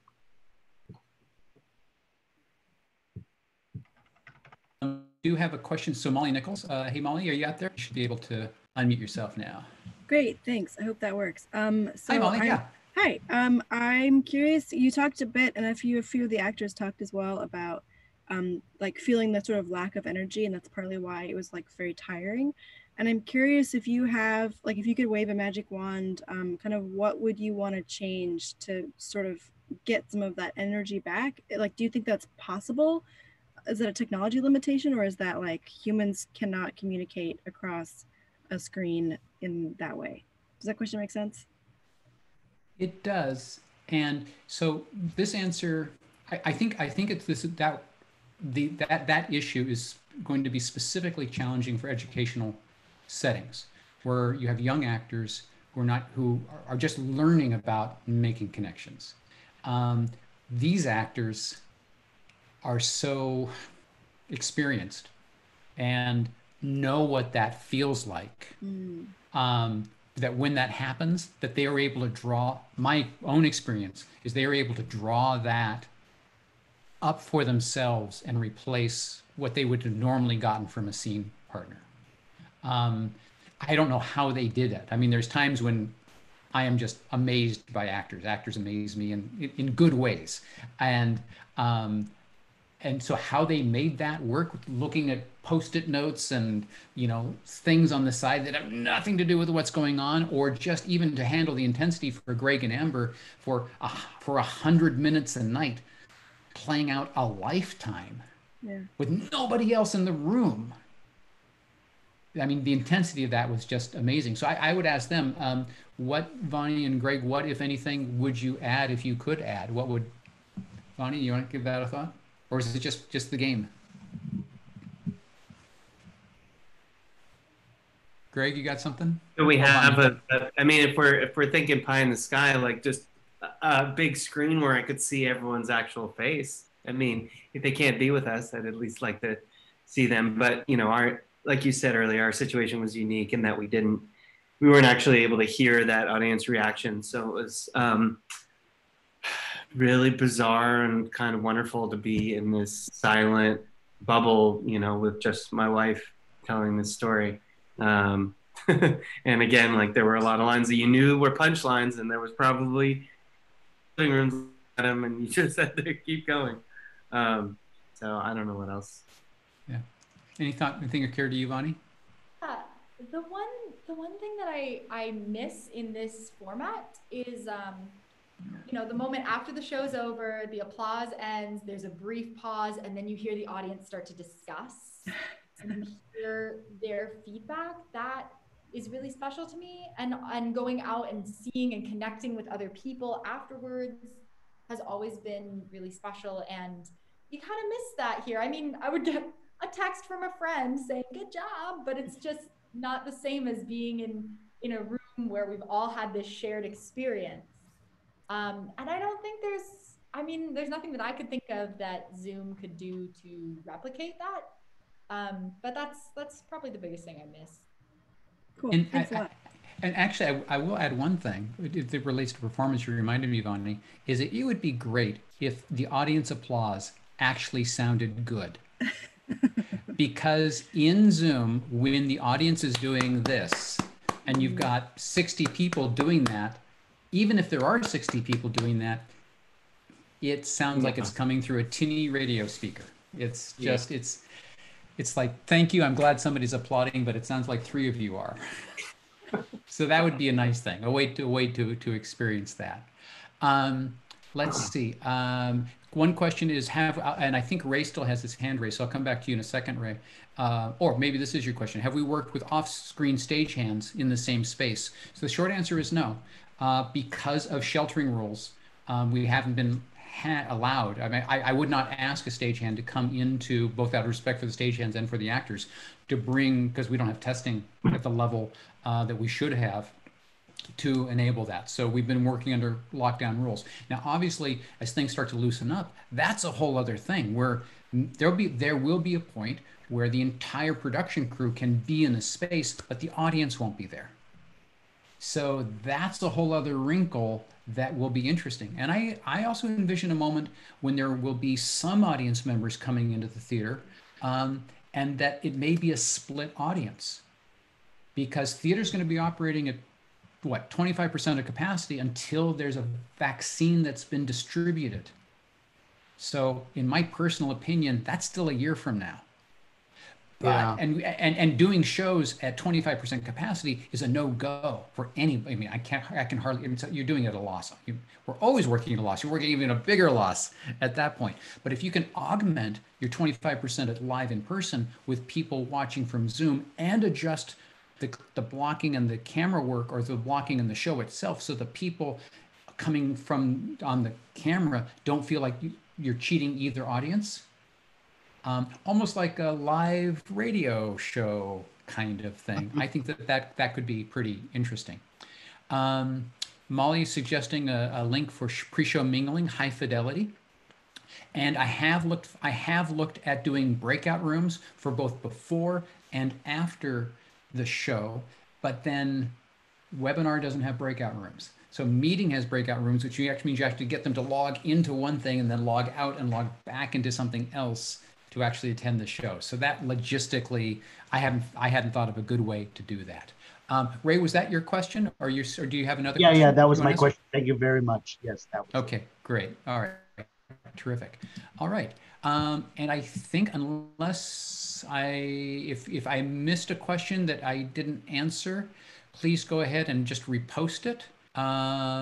Yes, so we will be doing Macbeth question webinar through Zoom, then audio through high fidelity only. That's a thought. I could take a look at that. Yeah, there are tools there that are starting to come together. And then, oh, there was some other thought. Oh, so yes, the slide deck will be, I'll send you all a link, and may not be tomorrow, but by Saturday, Sunday, you'll get a link to the slide deck and the link to the recording, and feel free to share as you will, because if nothing else, I'd like to have somebody else figure out better ways to do this so we can do it better too. All right. Well, thank you all very much. Vonnie, Greg, and Greg, relayed to Amber my thanks. And it's good to see you all again. All right. Thank you. So good night, and be well. Thank you.